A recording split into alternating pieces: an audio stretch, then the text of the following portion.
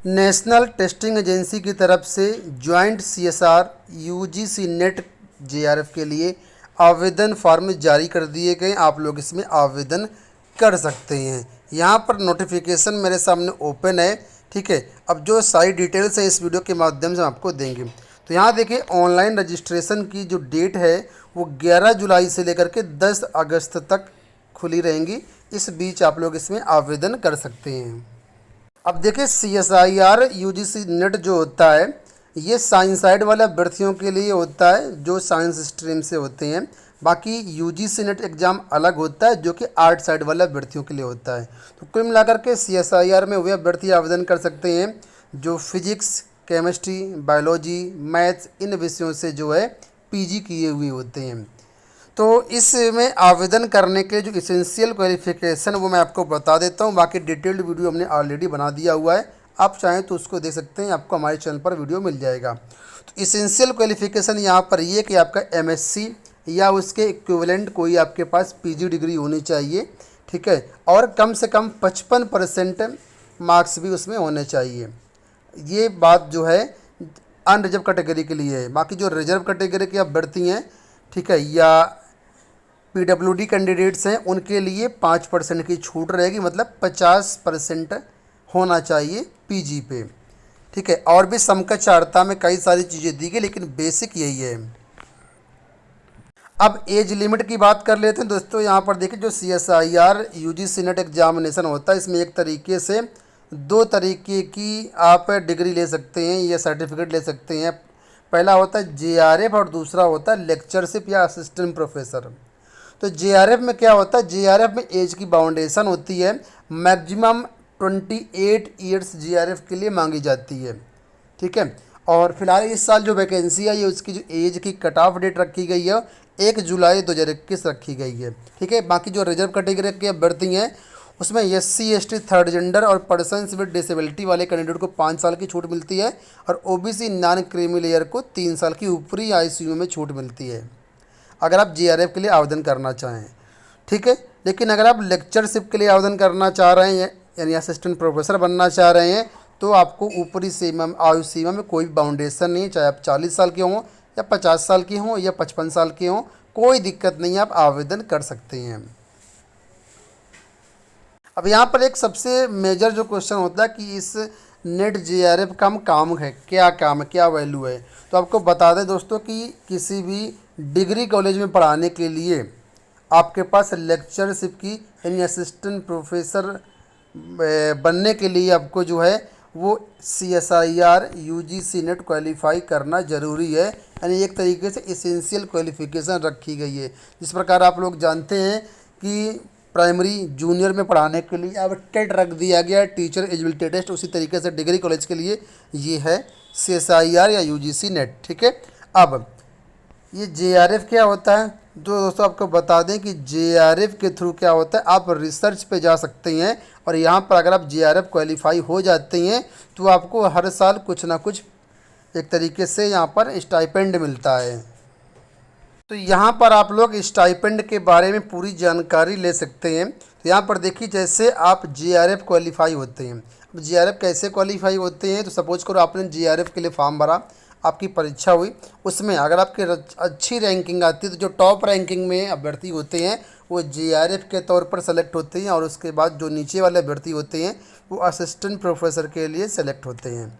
ठीक है, तो जो अभ्यर्थी JRF के लिए सेलेक्ट होते हैं उनको CSIR के नेट की तरफ से जो है वो 31,000 रुपये पर मंथ 2 साल के लिए ये एक तरीके से इनको मिलता है। JRF भत्ता बोल सकते हैं इसको, स्टाइपेंड बोला जाता है। ठीक है, 31,000 रुपये पर मंथ आपको मिलेगा। इसके अलावा annual contingent grant of 20,000 per fellow will be provided to the university institution, मतलब ये भी आपको मिलता है। और इसके अलावा जैसे आप 2 साल कंप्लीट कर लेते हैं और आप PhD के लिए रजिस्टर कर लेते हैं तो इसके लिए आपका जो JRF की पोस्ट होती है एक तरीके से वो प्रमोट होकर के आप SRF बन जाते हैं, यानी आपको SRF बोला जाता है।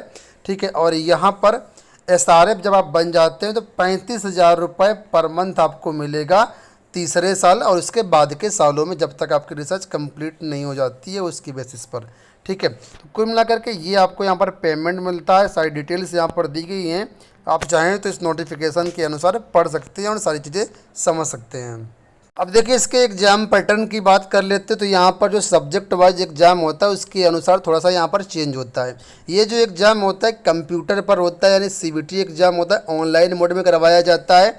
अब यहाँ पर देखिए ये आपको सबसे पहले बताया गया कि जो आपका पेपर होगा, ठीक है, सीबीटी मोड में होगा और यहाँ पर आपके रिटर्न एग्ज़ाम में 3 पार्ट होंगे, ठीक है। और लिखा है कि तीनों पार्ट के बीच में कोई भी ब्रेक आपको नहीं मिलेगा पेपर के बीच में, ठीक है। इसमें आपका ऑब्जेक्टिव टाइप के मल्टीपल चॉइस क्वेश्चंस आपसे पूछे जाएंगे और सब्जेक्ट वाइज स्कीम जो है नीचे दी गई है, जो कि सामने स्क्रीन पर आप लोग देख सकते हैं। तो सबसे पहले यहाँ पर केमिकल साइंस के बारे में बताया गया है कि इसमें टोटल क्वेश्चंस पार्ट ए में 20 आएंगे, पार्ट ए में 20, पार्ट बी में 40, पार्ट सी में 60, टोटल 120 क्वेश्चन आएंगे। Maximum number of questions to attempt, यानी 20 में से 15 क्वेश्चन आपको करना होगा, 40 में से 35 क्वेश्चन करना होगा और 60 में से 25 क्वेश्चन करना, टोटल से 120 में से 75 क्वेश्चन करना होगा। पार्ट ए का जो क्वेश्चन होता है वो 2 नंबर का होता है और 0.5 की नेगेटिव मार्किंग भी उसमें होती है। पार्ट बी का भी सेम क्राइटेरिया है और पार्ट सी का जो क्वेश्चन होता है वो 4 नंबर का होता है और 1 नंबर की नेगेटिव मार्किंग होती है। अब इसके अलावा जो अन्य विषय वो आप लोग देख लीजिए, जैसे कि अर्थ साइंस हो गया, एटमॉस्फेरिक हो गया, ओशन एंड प्लानिटरी साइंस। इसमें क्या होता है, पार्ट ए में 20 क्वेश्चन आएंगे, 15 आपको करना होगा, 2 नंबर का एक क्वेश्चन होंगे, 0.5 की नेगेटिव मार्किंग होगी। पार्ट बी का जो क्वेश्चन पेपर होगा उसमें 50 क्वेश्चन आएंगे, 35 करना होगा, 2 नंबर का क्वेश्चन होगा, 0.5 की नेगेटिव मार्किंग होगी। पार्ट सी 80 क्वेश्चन आएंगे, 25 आपको करना होगा इसमें और 4 नंबर का एक क्वेश्चन होगा, 1.32 की नेगेटिव मार्किंग होगी। टोटल 150 क्वेश्चन आएंगे, इसमें से आपको 75 क्वेश्चंस करना होगा, ठीक है। और टोटल यहाँ पर जो मार्क्स होंगे आपका 200 नंबर का पेपर होगा इसमें भी और 200 नंबर का उसमें भी होगा। अब लाइफ साइंस के देखिए, लाइफ साइंस में आपका टोटल 20 क्वेश्चन आएंगे, पार्ट ए से 15 करना होगा, 2 नंबर का एक क्वेश्चन होगा, 0.5 की नेगेटिव मार्किंग होगी, 0.5 मार्क्स है यहाँ पर, ठीक है।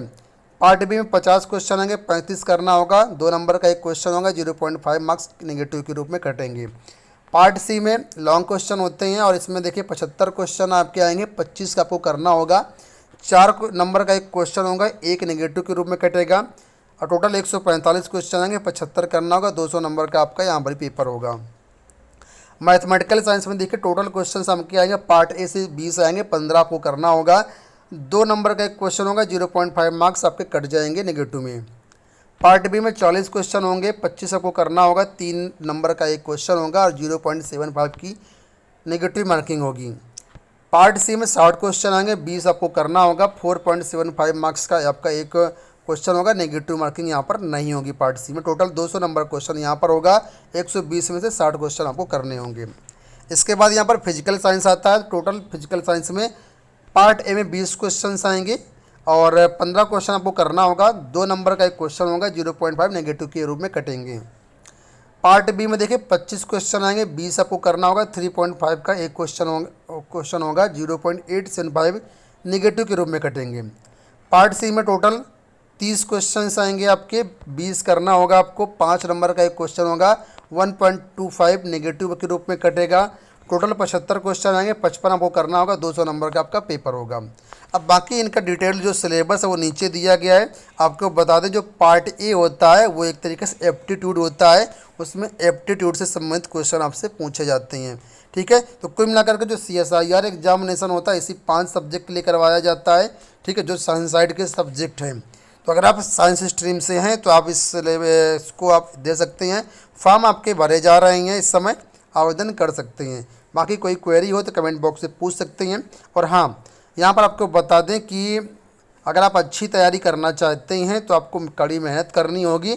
साथ में ऑनलाइन टेस्ट सीरीज आपकी बहुत ही हेल्प कर सकती है। सभी विषयों की जो ऑनलाइन टेस्ट सीरीज है हमारे application Avitech online test series application पर अवेलेबल है। लिंक वीडियो के डिस्क्रिप्शन बॉक्स में दिया गया है, आप वहां से डाउनलोड कर सकते हैं। वीडियो कैसा लगा कमेंट बॉक्स में ज़रूर बताइएगा। इस वीडियो में इतना ही, धन्यवाद।